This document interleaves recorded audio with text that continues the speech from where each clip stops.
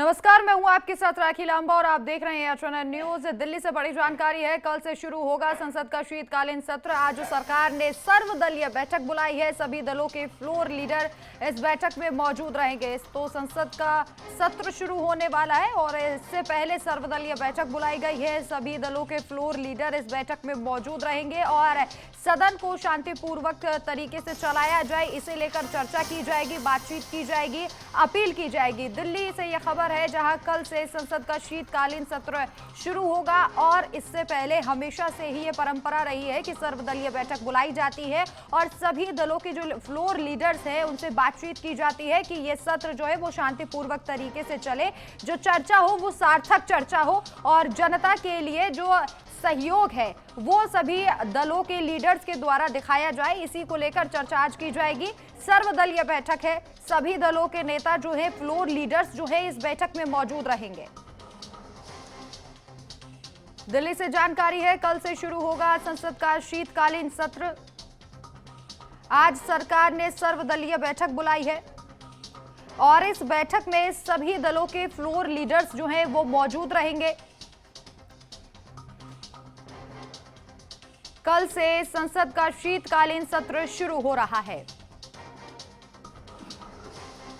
आज सरकार ने सर्वदलीय बैठक बुलाई है, सभी दलों के फ्लोर लीडर्स इस बैठक में मौजूद रहेंगे और चर्चा की जाएगी।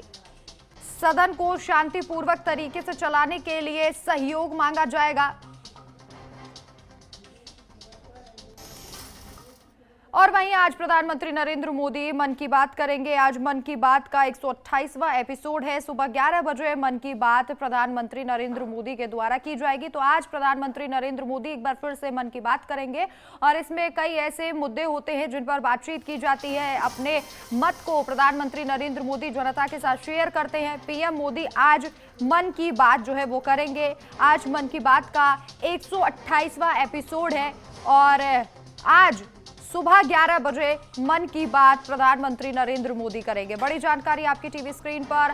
पीएम मोदी आज मन की बात करेंगे। लगातार सरकार बनने के बाद से प्रधानमंत्री नरेंद्र मोदी मन की बात करते हैं। जनता से सीधा संवाद इसे कहा जाता है और आज प्रधानमंत्री नरेंद्र मोदी एक बार फिर से मन की बात करेंगे। 128वां संस्करण है ये।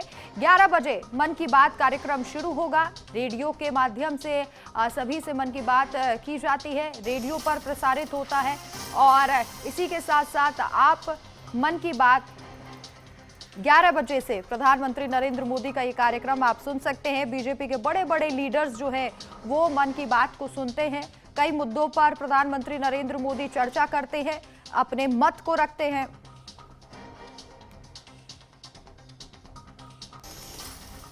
और वहीं राजनांदगांव शहर से जीतू मुदलियार की नए शहर अध्यक्ष पद पर नियुक्ति के बाद कांग्रेस कार्यकर्ताओं और पदाधिकारियों में उत्साह देखने को मिला है। बड़ी संख्या में कार्यकर्ता जीतू मुदलियार के घर पहुंचकर, चलिए बड़ी जानकारी आपकी टीवी स्क्रीन पर है। शाम 5:30 बजे तक मतदान होगा। दिल्ली चुनावों को लेकर आपको खबर बता रहे हैं। दिल्ली में एमसीडी की 12 सीटों पर उपचुनाव होना है। ये उपचुनाव बेहद महत्वपूर्ण है। बीजेपी और आप के बीच मुकाबला है और शाम 5:30 बजे मतदान होगा। चुनावी मैदान में 26 महिलाएं समेत 51 उम्मीदवार जो हैं वो मैदान में डटे हुए हैं। शाम 5:30 बजे तक ये मतदान होगा। रेखा गुप्ता ने रोड शो भी किया था और उपचुनाव है, एमसीडी का उपचुनाव है। एमसीडी पर दबदबा आम आदमी पार्टी का देखा जाता था, लेकिन इस बार जब सरकार बदली उसके बाद जब 12 सीटों पर उपचुनाव है तो देखना होगा कि कौन सी पार्टी के सर पर जीत का सेहरा जो है वो सजता है। बीजेपी और आम आदमी पार्टी के बीच सीधा सीधा महामुकाबला दिल्ली में एमसीडी उपचुनाव में है।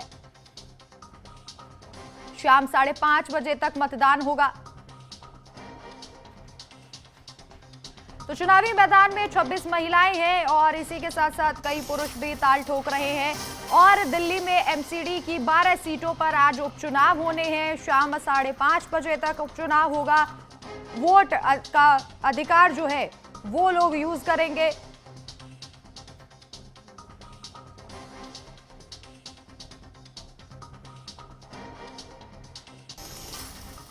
और वहीं राजनांदगांव शहर से जीतू मुदियाल की नए शहर अध्यक्ष पद पर नियुक्ति के बाद कांग्रेस कार्यकर्ताओं और पदाधिकारियों में उत्साह देखने को मिला है।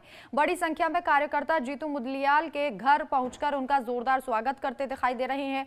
ढोल नगाड़ों और फूल मालाओं के साथ कार्यकर्ताओं ने अपनी खुशी जताई है। कांग्रेस की जारी शहर अध्यक्षों की सूची और इसमें जीतू मुदियाल नए शहर अध्यक्ष बने। कार्यकर्ता उनके घर पहुंचे और ढोल नगाड़ों के साथ उनका स्वागत किया है। तस्वीरें आप स्वागत की देख सकते हैं। कार्यकर्ताओं ने घर पहुंचकर जीतू मुदियाल का स्वागत किया है। छत्तीसगढ़ में शहर अध्यक्ष की जो लिस्ट निकली है उसमें इनका नाम शामिल किया गया है।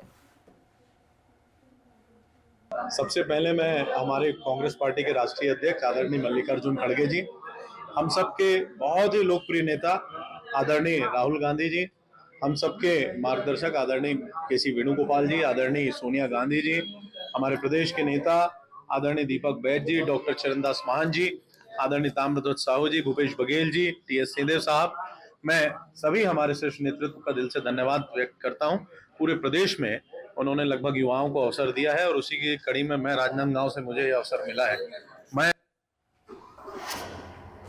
आगरा के इतमतपुर थाना क्षेत्र के निखिल ग्रुप के अंदर एक चलती कार में भीषण आग लग गई है। आग लगने का कारण शॉर्ट सर्किट माना जा रहा है। कार सवार ने जैसे तैसे कूदकर अपनी जान बचाई, लेकिन फायर ब्रिगेड के आने से पहले ही कार जलकर खाक हो गई। कार का मालिक दिल्ली का रहने वाला बताया जा रहा है। सूचना मिलते ही मौके पर पहुंची पुलिस और मामले की जांच पड़ताल में जुट गई है। तो आगरा में चलती कार में ये भीषण आग लग गई। हालांकि पुलिस मौके पर पहुंची है, जांच शुरू कर दी है, लेकिन बताया जा रहा है कि शॉर्ट सर्किट के चलते ही आग लगी।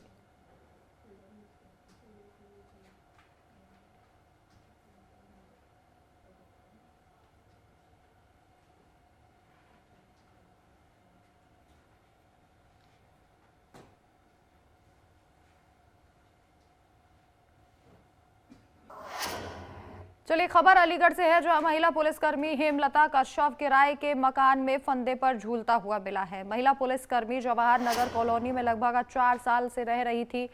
रोरावर थाने में महिला कांस्टेबल के पद पर तैनात थी। जानकारी मिली है कि महिला ने व्हाट्सएप स्टेटस में सुसाइड नोट लिखा था। सूचना पर पुलिस और फॉरेंसिक की टीम मौके पर पहुंची और जांच पड़ताल में जुट गई है और शव को पोस्टमार्टम हाउस भेज दिया है। बता दें कि ये घटना बन्ना देवी थाना क्षेत्र की है। मकान में महिला पुलिसकर्मी का शव मिला, जिसके बाद सनसनी फैल गई। सुसाइड नोट भी बरामद किया गया है।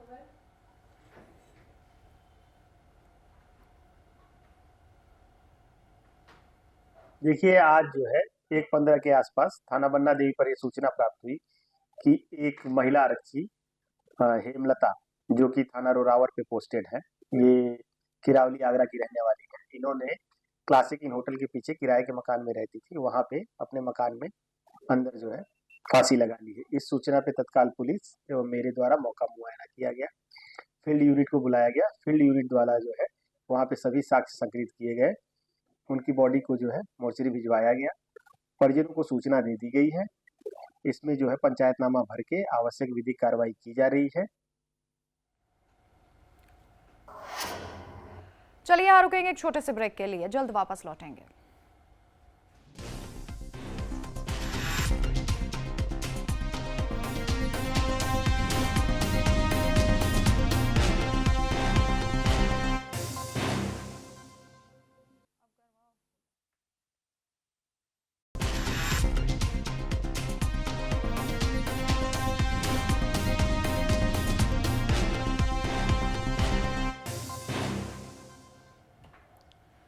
ब्रेक के बाद आप सभी का स्वागत है। मेरठ के सदर बाजार थापर नगर गली नंबर 7 में एक समुदाय के घर लेने और दूध का कारोबार शुरू करने पर स्थानीय लोगों ने विरोध जताया है और उन्हें घर खाली करने पर मजबूर कर दिया। विवाद बढ़ने पर पुलिस ने हस्तक्षेप किया। दोनों पक्षों को थाने बुलाकर मामले की जांच शुरू कर दी गई है।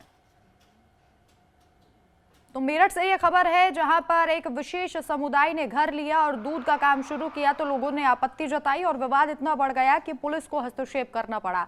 घर लेने पर स्थानीय लोगों ने विरोध जताया है और फिलहाल पुलिस ने दोनों पक्षों की शिकायत को सुना है और आगे की जो भी कार्रवाई होगी वो की जाएगी। पुलिस ने मामले की जांच शुरू कर दी है। ये भैया मकान ले लिया गया है दूसरे संप्रदाय में। तो पहले 2 महीने पहले विवाद हुआ था, तब इसका बयाना वगैरह सब वापस कर दिया गया था। अब जिनका मकान था, ये नरेशकार लगा, वो रातों रात बेच के चले गए यहाँ से और दूसरे पक्ष को कब्जा दे गए हैं वो।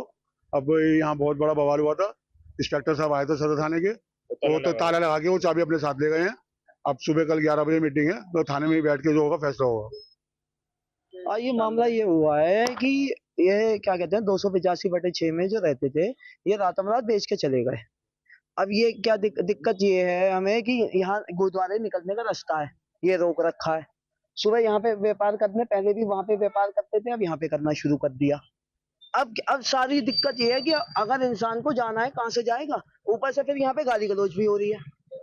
यहाँ पे रात को कई बार पुलिस को बेदी साहब ने भी फोन करा है, सबने करा है, यहाँ बैठ के सामने दारू पी जाती थी और कई बारी, और ये थाना प्रभारी को भी पता है। और वहीं उत्तर प्रदेश राज्य महिला आयोग की अध्यक्ष ने रामपुर महिला जिला अस्पताल का निरीक्षण किया, जहां उन्होंने अस्पताल की व्यवस्थाओं, सुविधाओं और स्टाफ की उपस्थिति की समीक्षा की।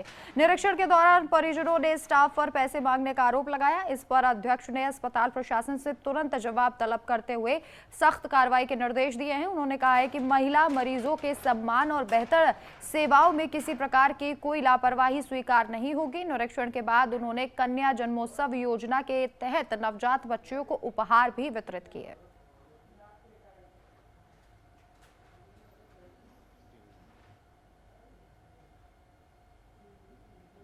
किया मैंने और ओवरऑल तो सब ठीक ही था।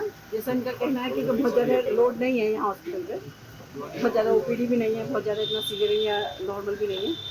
बट जो एक शिकायत आई है जो मुझे बहुत ही सुन के उसको बहुत बुरा लगा कि यहाँ कोई हैं, ऐसे भी लोग हैं जो लगातार पेशेंट से पैसे मांगते हैं और अभी उसको ला के भी दिया। कोई यूसुफ नाम का व्यक्ति था, ऐसे और भी होंगे कि जो बच्चे के होने पे मिठाई के नाम पे पैसे लेते पेशेंट को तंग करते। तो हालांकि मेरी अभी सीएमएस साहब यहाँ हैं, उनसे बड़ी बात हुई है कि वो उसको देखेंगे, उसका इलाज करेंगे। लेकिन मुझे बहुत दुख हुआ क्योंकि उस जिसका पेशेंट था उसको दूसरे से उधार लेने के लिए पैसे मांगने पड़े कि भैया मुझे कुछ पैसे दे दो, मेरी पत्नी का ऑपरेशन होना है और मुझे वहाँ उसको 4000 रुपये देने हैं। तो इससे ज़्यादा दुर्भाग्यपूर्ण बात कुछ नहीं हो सकती। उत्तर प्रदेश जैसे प्रदेश में जहाँ की माननीय मुख्यमंत्री जी यार हर वक्त चिंतित हैं कि कैसे स्वास्थ्य के ऊपर कितना अच्छा हम काम कर सकते हैं।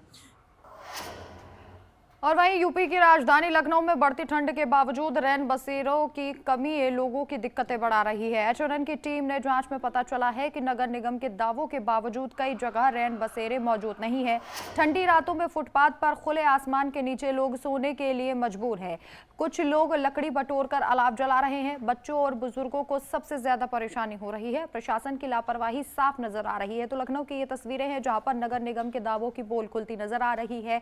कई जगह रैन बसेरे नहीं है, लोग खुले आसमान के नीचे सोने के लिए मजबूर हैं। तस्वीरों में आप देख सकते हैं लोग अलाव का सहारा लेकर सर्दी से बचने की कोशिश कर रहे हैं और खुले आसमान के नीचे सो रहे हैं।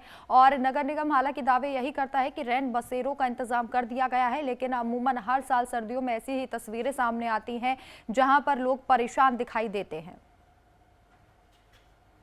राजधानी लखनऊ में भीषण ठंड शुरू हो चुकी है और नगर निगम की तरफ से जो रैन बसेरों के इंतजाम होते हैं वो अभी नहीं किए गए। आप तस्वीरों में साफ तौर से देख सकते हैं फुटपाथ पे किस तरह से लोग अपनी जिंदगी गुजार रहे हैं। कई लोग जो आग का सहारा ले रहे हैं ठंड से बचने के लिए।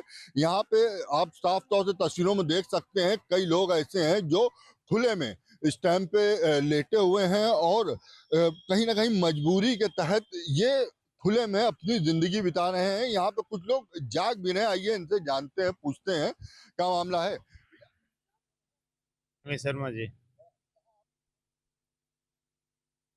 क्या करें सर, मजबूरी में सोना पड़ रहा है। मजबूरी है, पैर हाथ से टूटे हुए आप आई जाए। बिल्कुल बनाया जाता था, लेकिन उसमें रहना भी ठीक है, एक तरह से ठीक है, एक तरह से बेकार भी है। बेकार मतलब गंदगी हो ज्यादा होता है जी। नहीं, यहाँ हो गए मेरे 15 साल हो गए। 15 साल से आप यहाँ पे रह रहे हैं, तो यहाँ हर बार रैन बसेरा बनता था, इस बार क्या हुआ? इस बार अभी बनने में बहुत टाइम लग रहा है जी। ठंड तो बढ़ गई है लगभग, तो कैसे गुजारा हो रहा है आपका? गुजारा अब सारा है, क्या किया जाए, मजबूरी का नाम महात्मा गांधी है। कहीं ना कहीं आप देख सकते हैं कि लोग मजबूर हैं और मजबूरी के तहत ही इस समय खुले में अपनी जो जिंदगी है वो गुजार रहे हैं। और मजबूरी भी ऐसी कि जहां पे एक तरफ नगर निगम राजधानी लखनऊ में रैन बसेरों की दावेदारी कर रहा है कि लगातार जो राजधानी लखनऊ में रैन बसेरे बनाए जाते हैं, जहां पे जो ये दिहाड़ी मजदूर हैं जो अपनी जिंदगी फुटपाथ पे काटते हैं, ठंड में इनको राहत मिल सके उसको लेके रैन बसेरों का इंतजाम किया जाता है। लेकिन इस बार कहीं ना कहीं रैन बसेरे बनने में देर हो रही है, जिसके चलते जो दिहाड़ी मजदूर हैं वो मजबूरी के तहत फुटपाथ पे खुले में अपनी जिंदगी बिता रहे हैं। लखनऊ से मोहम्मद अमान, HNN न्यूज। चलिए फिलहाल बुलेटिन में इतना ही। आप देखते रहिए HNN न्यूज। नमस्कार।